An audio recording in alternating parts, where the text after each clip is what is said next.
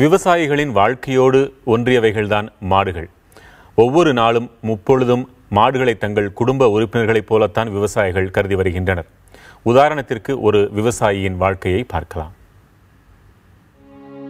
இந்த மாட்டு வந்துங்க என் குழந்தைங்க மாதிரிங்க நாங்கள் பாதுகாத்துட்டு எங்களுக்கே ஏதாவது இதுனா கூட மாட்டுக்கு வந்து நாங்கள் தீவனம் வாங்கி விலைக்கு வாங்கி போட்டுட்டு எங்களுடைய உயிரை பாதுகாத்துக்கிறோம்.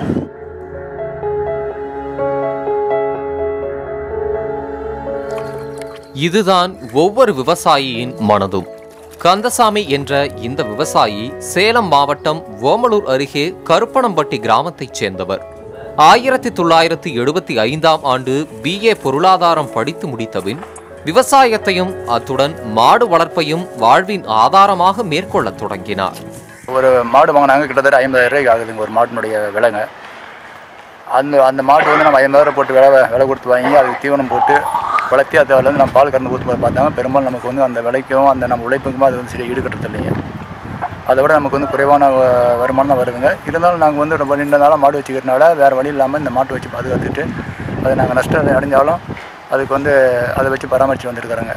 அது மாடு வந்துங்க எங்களோட ஒன்றி போனதால் நம்ம மாடு இல்லாமல் நாங்கள் இருக்க முடியாதுங்க. இந்த மாட்டோட நாங்கள் பழகிட்டனால நஷ்டத்தையும் தாங்கிட்டு தாங்க இந்த பால் வளர்ப்பு தொழில் செஞ்சுட்டு வரோங்க. மனைவி, 2 பிள்ளைகள் என கந்தசாமியின் குடும்பம் முழுவதுமே விவசாயத்தையும் மாடு வளர்ப்பையும் இரு கண்களாக பாவிக்கின்றனர்.